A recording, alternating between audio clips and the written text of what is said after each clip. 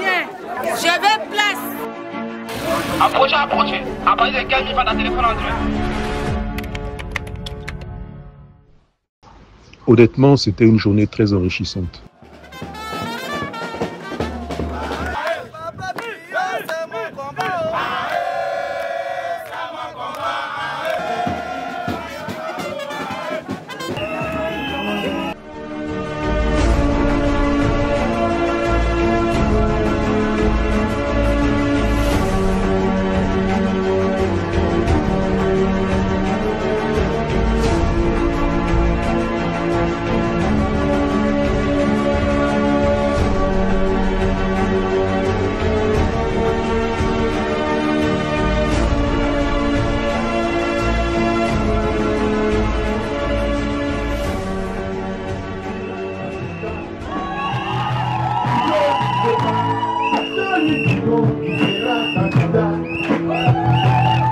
On te connaît dans ce pays. Quand il y a une situation, on t'a jamais vu sur le pays. J'ai pu discuter avec toutes ces femmes, vivre leur vécu, leur réalité. Monsieur le Président Jean-Louis Billon, très chère présidente des associations de GESCO, jeunesse de GESCO, enfants de GESCO, nous vous disons à quoi bas. Les femmes de GESCO vous souhaitent la bienvenue dans notre très belle cité. Monsieur le Président, la femme étant donneuse de vie, les femmes tsunamis de GESCO me chargent de vous dire qu'à partir d'aujourd'hui, elles vous adoptent et vous devenez officiellement leur fils aîné. Marie, nos pères, nous chargent aujourd'hui de vous porter un boubou afin de sceller ce lien familial. Me rendre compte de leurs préoccupations, de leurs attentes, de leurs souffrances, de leurs joies. Est-ce normal que les mamans du président Jean-Louis Billon vendent dans un marché non couvert à même le sol sous le soleil? La maman, est-ce que c'est normal? Ils ont beaucoup d'inquiétudes pour le futur. La principale, c'est être sûr que leurs enfants vont trouver un emploi dans le pays. Est-ce normal que les jeunes frères de Monsieur le Président Jean-Louis Billon de GESCO n'arrivent pas à trouver du travail après leurs études, ni même à trouver un financement pour monter eux-mêmes leurs affaires? Tous ces enfants pour des scolarités sont à la maison. Si on ne fait pas attention, ils seront les vagabonds. Parce qu'il n'y a rien. Il n'y a rien. Ça veut dire que quelqu'un a déjà 35 ans, il est à la maison, André, il a 5 ans. Si tu sois matin, il faut lui donner à manger. Toutes les préoccupations peuvent trouver une réponse si chacun trouve un emploi. Je voudrais d'abord vous remercier pour l'accueil que vous m'avez réservé ce matin en arrivant dans votre quartier. Merci des mots que vous avez eus à mon égard. Et je veux vous dire que je suis vraiment content d'être parmi vous ce matin. Il ne faut pas que la Côte d'Ivoire soit seulement une terre d'espérance. Ça doit être une terre d'opportunité. Et que quand vos enfants finissent l'école, ils aient l'opportunité de trouver un travail.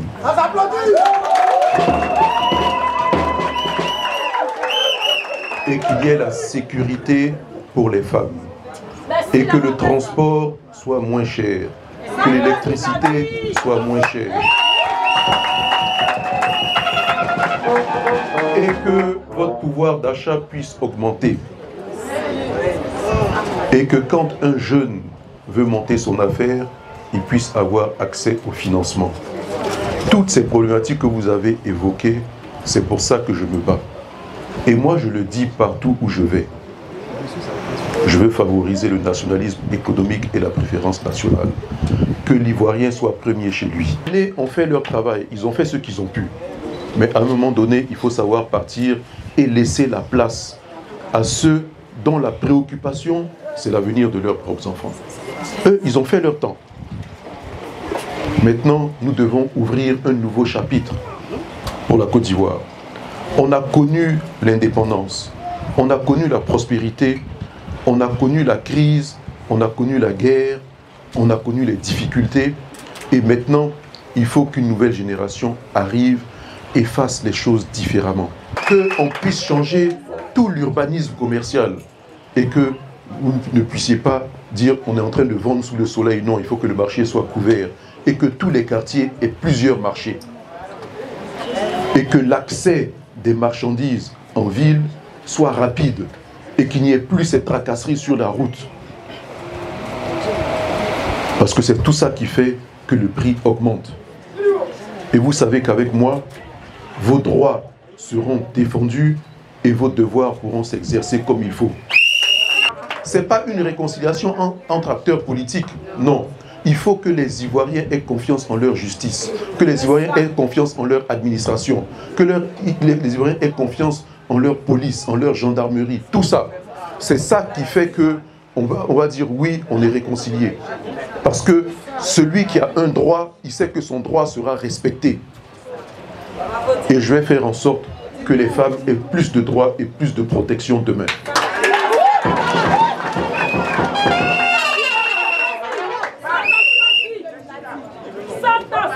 Je veux être à votre écoute. Vous m'avez adopté, je suis votre fils, je suis votre grand frère, je suis votre mari, je suis votre protecteur. Et je serai là pour protéger la femme d'abord.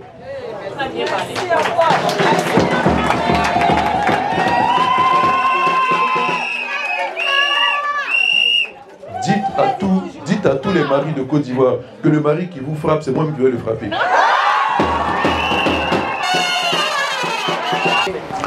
On dit en Côte d'Ivoire que la vie est chère, et c'est vrai, la vie est chère. Mais celui qui n'a pas d'emploi, la vie sera toujours chère pour lui. Même si le prix diminue, ce sera cher pour lui. Donc la première des préoccupations, c'est l'emploi. La première des préoccupations, c'est l'activité économique. Que vos activités économiques fonctionnent normalement et que vous puissiez gagner. Parce que quand le gouvernement dit l'éducation est gratuite, la santé est gratuite, vous tous ici, vous savez que ce n'est pas vrai. Quand vous arrivez à l'hôpital, on va vous donner une facture quand même. Quand vos enfants sont à l'école, il y a plein de choses à payer. Donc, ce n'est pas les Ivoiriens n'ont pas dit on ne veut pas payer, mais on veut savoir combien ça coûte et qu'on ait les moyens de pouvoir payer, puis on avance. C'est vrai. C'est vrai. Moi, mes parents m'ont laissé une belle entreprise. Mais je vais faire en sorte qu'il y ait des centaines, voire des milliers de belles entreprises en Côte d'Ivoire. Et qu'eux aussi puissent léguer ça à leurs enfants. C'est comme ça qu'un pays est fort. Il faut faire en sorte que tout le monde ait une chance de réussite. Faites-moi gagner et vous allez voir la différence.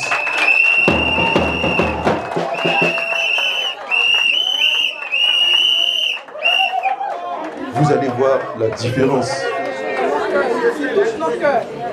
Vous allez voir la différence entre celui qui vous dit je vais faire ça, je peux faire ça je ne peux pas faire, mais je vous promets que je vais essayer comme ci, comme ça. Ce langage de vérité entre vous et moi. Et vous rendre compte. Parce que le président doit rendre compte aux populations. Il doit expliquer pourquoi telle chose est difficile, pourquoi on réussit ça, pourquoi on ne réussit pas ça. Afin que la population aussi comprenne et s'engage. Et quand on demande à la population de faire des sacrifices, on commence soi-même par faire le sacrifice. Et on réduit le train de vie de l'État. C'est comme ça que l'on fait. Je suis de passage dans le quartier, sur invitation des femmes tsunamites de GESCO. Et je profite pour visiter le quartier et me rendre compte des réalités. Je ne pouvais pas le faire en ce mois de carême sans m'arrêter chez vous, vous passer le bonjour et vous donner une petite contribution pour ce mois de carême. C'est la première préoccupation. Faire en sorte que la Côte d'Ivoire soit une terre d'opportunités et pas seulement d'espérance.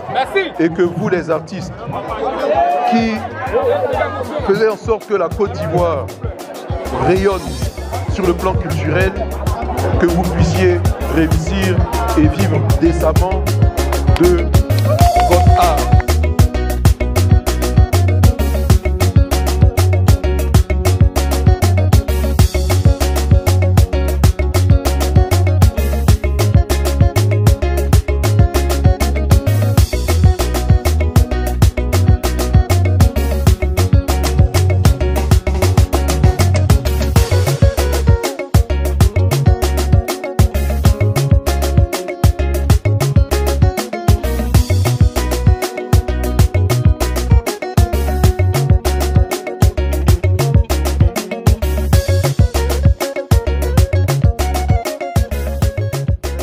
Merci à l'établissement qui nous reçoit, à son directeur et son fondateur. Et puis, vraiment, vous dire combien je suis heureux que vous puissiez vous battre pour moi. Parce que moi, je vais me battre pour vous. Je vais me battre pour vous. Je suis candidat.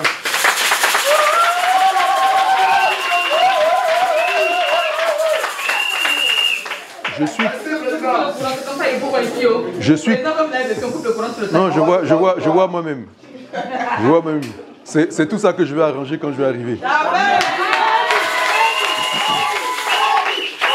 Tout le monde ensemble, c'est là que nous allons gagner. Je viens pour améliorer, changer les choses positivement. Il faut qu'une nouvelle génération arrive pour gérer la Côte d'Ivoire. Les anciens ont fait ce qu'ils ont pu. Il est temps pour eux de se retirer et de passer la main à une nouvelle génération. Vous allez voir la différence entre les politiciens pur jus et puis ceux qui ne vivent pas de la politique, mais qui viennent pour travailler pour que les choses changent positivement. C'est toute la différence qu'il y a entre le politicien traditionnel et quelqu'un comme moi. Souvent en Côte d'Ivoire, les gens font des choses, ils demandent pardon, ils payent et puis ils se disent « il n'y a rien, ça va aller nulle part ».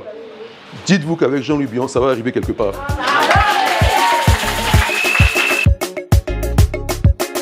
Aujourd'hui, nous avons reçu la visite du président Billon, chose que nous avons attendue. Et aujourd'hui, par la grâce de Dieu, il est arrivé dans notre cassé. Ce que nous attendons de lui, nous attendons en fait qu'il fasse vraiment évoluer la jeunesse. Parce qu'actuellement, dans notre quartier ici, plein de jeunes ont obtenu des diplômes. D'autres ont le baccalauréat, d'autres ont arrêté les études pour faute de moyens. Mais il n'y a pas d'emploi. Donc nous, on souhaiterait vraiment que, lorsque nous allons suivre le président Billon, vu que nous voulons le suivre entièrement, nous mener son combat avec lui, on espère que lorsqu'il sera élu président, lui aussi va mener à bien notre combat. Ce qui est de trouver des emplois pour la jeunesse. Comme il vient de le dire dans son discours ici, qu'il va créer des emplois, que lui, sa priorité sera la création d'emplois. On espère que vraiment avec lui, nous, on aura droit à des emplois. Même si ce n'est pas bureautique, quel que soit le secteur d'activité que nous allons mener là, qu'on puisse nous aider afin que nous puissions mener à bien nos trucs.